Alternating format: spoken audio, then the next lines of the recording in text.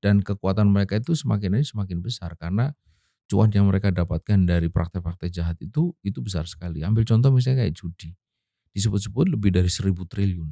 Coba bayangkan, bisnis apa yang bisa mendapatkan cuan begitu besar dalam waktu yang singkat dengan cara yang mudah, gitu. Hmm. Berikutnya Ustadz, Ya, dalam tulisan itu juga Ustadz melihat dari tinjauan perspektif ya, dakwah. ya. Apa yang Ustadz Ismail maksud dengan perspektif dakwah dan apa saja itu?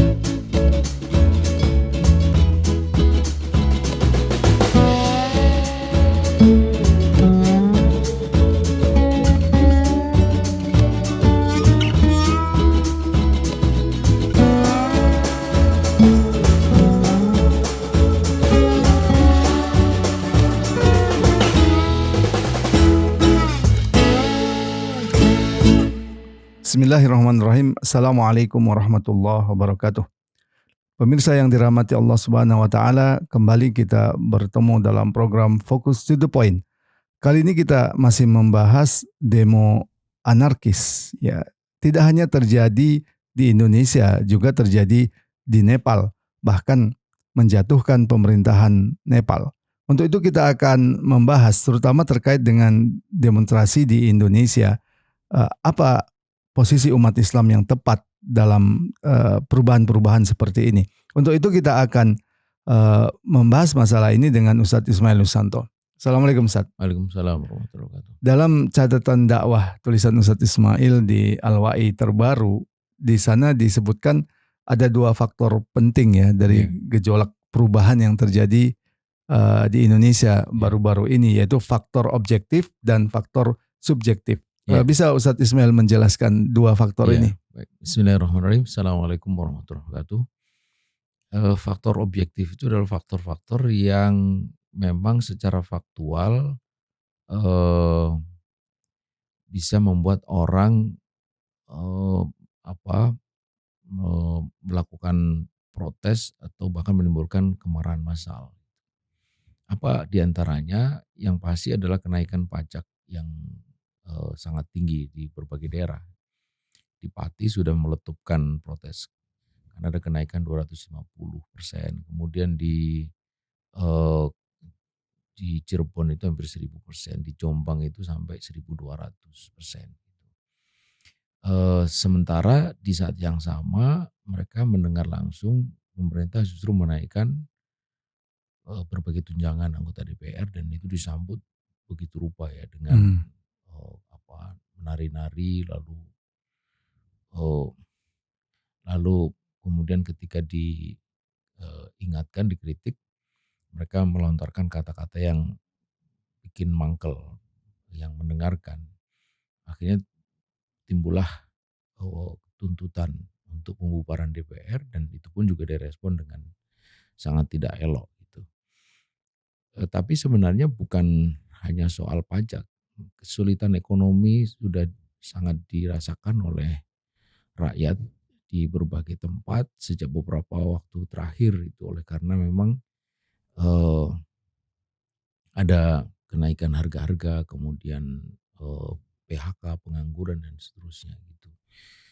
Dan di saat yang sama mereka juga melihat ketidakadilan ekonomi, ketidakadilan hukum dan seterusnya gitu. Maka ketika rakyat itu bergolak melakukan protes, ini sebenarnya sesuatu yang bisa dimengerti gitu. Tetapi selain faktor-faktor objektif itu juga ada faktor subjektif. Apa itu? Ya ini tentu tidak bisa dikonfirmasi secara langsung, tapi berdasarkan informasi yang kita dapatkan baik secara terbuka maupun bisik-bisik, intinya itu ada 2 atau 3 gitu. Yang pertama adalah bahwa, yaitu rasa tidak terima mereka-mereka yang selama ini mendapatkan cuan yang sangat besar dari berbagai praktek kotor, entah itu korupsi, illegal logging, illegal mining, illegal fishing, judi online, narkoba dan sebagainya. Nah ketika, pemerintah berusaha untuk mengatasi soal itu seperti tampak pada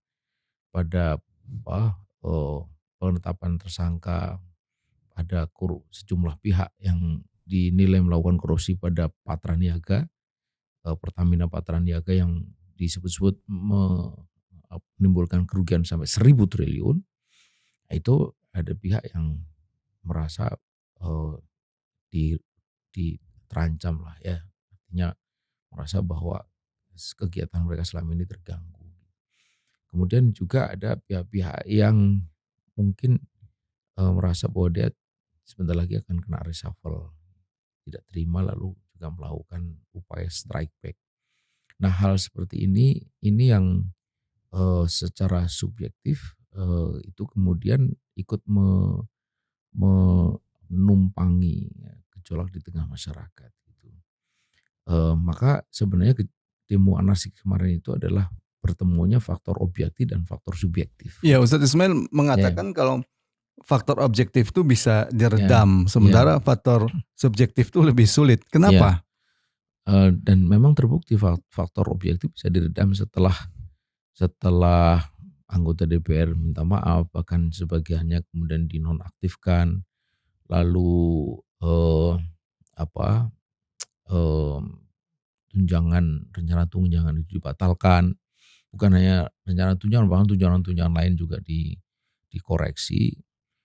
Kemudian pemerintah itu melakukan berbagai upaya untuk menampung aspirasi berbagai pihak dan reda gitu. Tetapi untuk faktor subjektif ini tidak demikian halnya karena mereka memang merasa tidak berhasil bahwa gejolak yang ditimbulkan itu ternyata tidak cukup untuk menimbulkan perubahan yang mereka inginkan gitu.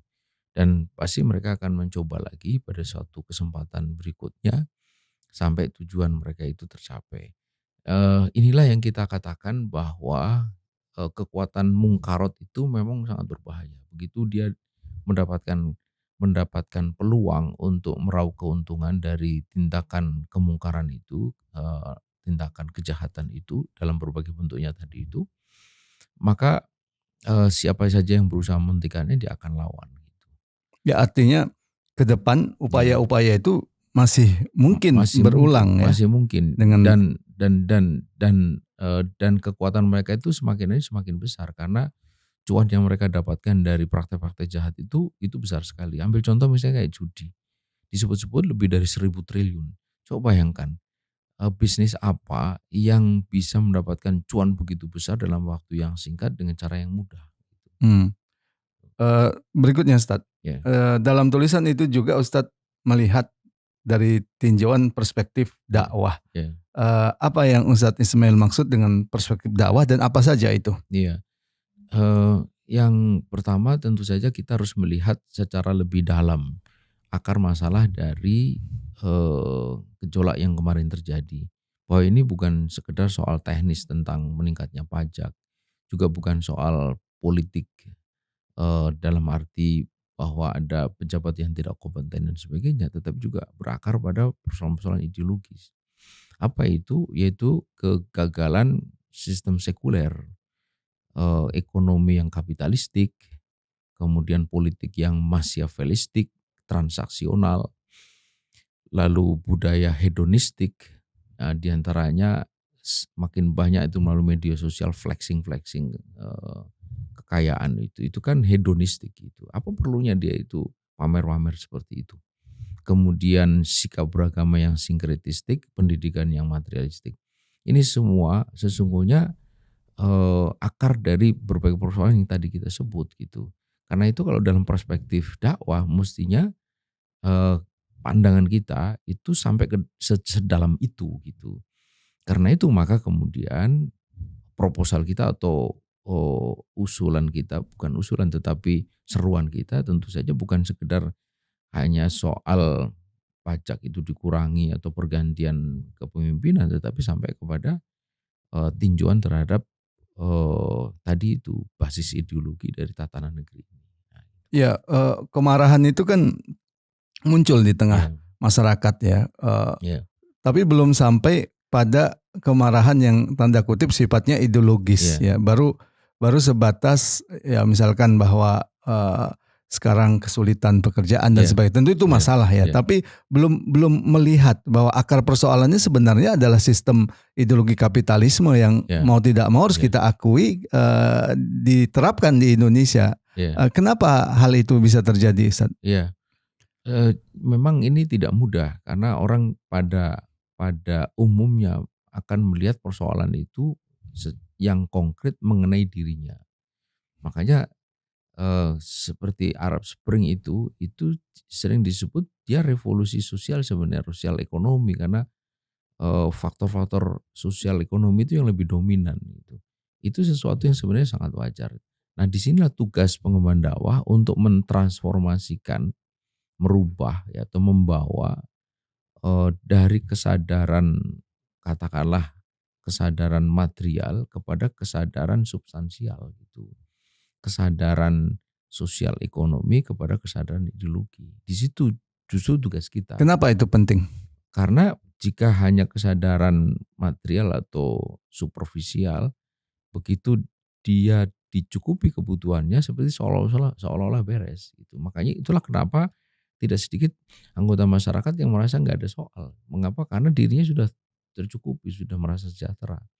Tetapi tapi jika kesadarannya itu sampai kepada kesadaran fundamental, substansial, maka meskipun dia itu mungkin sudah sejahtera, seperti para sahabat itu kan dikenal Utsman bin Affan itu kaya, Sayyidina Abu Bakar juga kaya.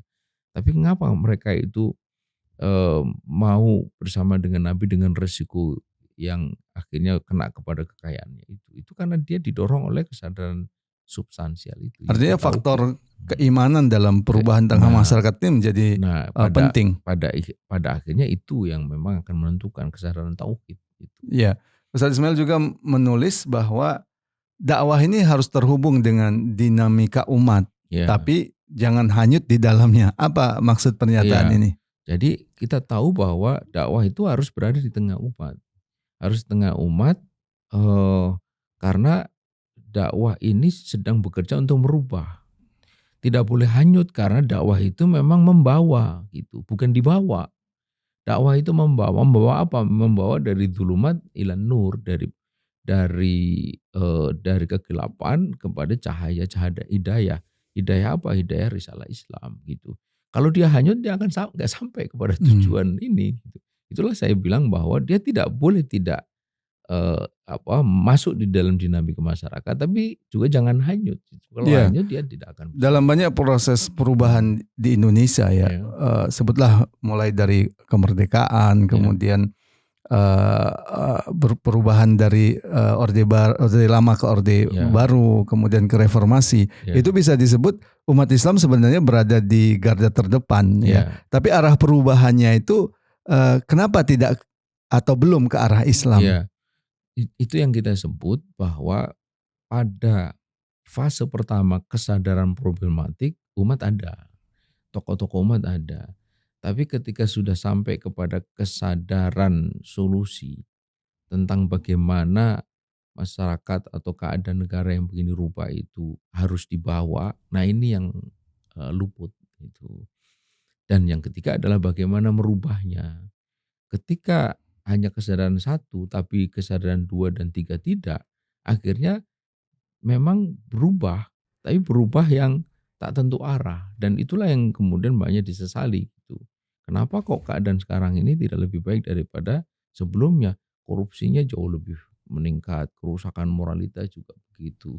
Bahwa ada kebebasan lebih daripada sebelumnya, iya, tapi kebebasan itu kan tidak berarti apa-apa ketika kemudian membuat keadaan menjadi lebih rusak kan gitu. Hmm. Bagaimanapun kita akui ya dalam proses perubahan itu, meskipun umat Islam ada di garda terdepan, tapi Hmm, tidak bisa disebut memimpin gitu. iya, Nah pertanyaannya Ustadz, bagaimana dalam proses perubahan ke depan umat Islam dengan keimanannya, iya, dengan Islamnya dan arah perubahan ke arah Islam iya, itu bisa memimpin? iya. Satu, tidak bisa dia dia harus involve di dalam dinamika masyarakat. Dia tidak akan bisa memimpin kalau dia tidak involve. Bagaimana orang yang tidak tahu dari mana berasal tiba-tiba dia datang lalu memimpin masyarakat kan tidak mungkin. Jadi dia memang harus ada di tengah-tengah masyarakat. Itu satu. Kemudian yang kedua, dia harus secara terus-menerus terang benderang menyampaikan apa yang mesti kita lakukan dan kemana arahnya gitu. Bahwa ini kalau kita meminjam istilah FIS ya dulu di Al-Jazair. Al-Jazair itu sakit, obatnya Islam, dokternya FIS, nah gitu.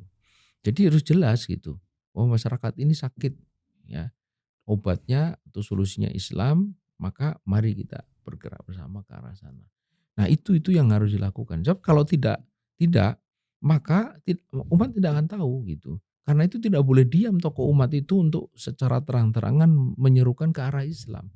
Nah yang ini hari tidak dilakukan gitu. Walhasil akhirnya umat itu tidak ngerti. Jika ada perubahan lagi selepas katakanlah ini ada order reformasi, ada order reformasi lagi. Umat juga mungkin nggak ngerti gitu kemana kita mesti berubah. Terakhir Ustaz, Ya. Karena itu dakwah harus kita lakukan. Iya. Ya. Kira-kira apa langkah dakwah yang harus konsisten kita lakukan sehingga arah perubahan itu benar-benar ke arah Islam? Ya, ada dua. Yang pertama pembinaan dan pengkaderan. Kader ini yang akan bergerak di tengah masyarakat. Demikian sehingga masyarakat ngerti kemana mereka mesti melangkah gitu. Jika mereka sudah menyadari ada persoalan di tengah-tengah masyarakatnya, mereka sekaligus ngerti kemana melangkah tidak lain ke arah Islam. Itu satu. Kemudian yang kedua adalah opini itu sendiri. Bahwa ini keadaan masyarakat begini rupa. Kemudian yang kedua solusinya itu Islam. Jadi dua hal inilah yang sangat penting untuk dilakukan oleh pengemban dakwah, oleh organisasi dakwah. Jika ini dilakukan secara konsisten, maka di tengah masyarakat itu ibarat air yang hendak dimasak menjadi panas dan menggelegak. Kader itu adalah api yang memanaskan air itu. Makin banyak api, makin banyak air, makin banyak kader, itu masyarakat akan cepat menggelegak, cepat sadar. Sekaligus dia tahu kemana mereka harus bergerak. Gitu. Meskipun untuk itu butuh kesabaran. Butuh kesabaran dan tempo. Tetapi proses yang tampak lama ini sesungguhnya akan semakin lama kalau kita tidak melakukan. Tapi kalau kita lakukan, tahu-tahu nyampe gitu. Yang penting kita istiqomah dalam amal-amal dakwah. Karena ide itu, apalagi risalah Islam, dia itu seperti orang bilang itu dia punya kaki. Karena dia menyentuh sisi-sisi yang paling dalam kesadaran seorang muslim. Kalau disentuh tauhidnya, orang Islam kan akan bergerak. Nah di situ. Baik, terima kasih Ustadz Ismail. Demikian tadi diskusi kita tentang berbagai gejolak yang ada di tengah masyarakat sekarang ini, termasuk juga dunia. Tugas berat kita itu adalah bagaimana mengarahkan gejolak ini menuju ke arah Islam. Intinya kita harus ikut dalam dinamika apa yang terjadi di masyarakat, tapi bukan hanyut di dalamnya. Tapi kita harus mengarahkannya ke arah Islam. Situlah kemenangan yang didasarkan Islam akan terwujud. Semoga bermanfaat. Assalamualaikum warahmatullahi wabarakatuh. Waalaikumsalam warahmatullahi wabarakatuh.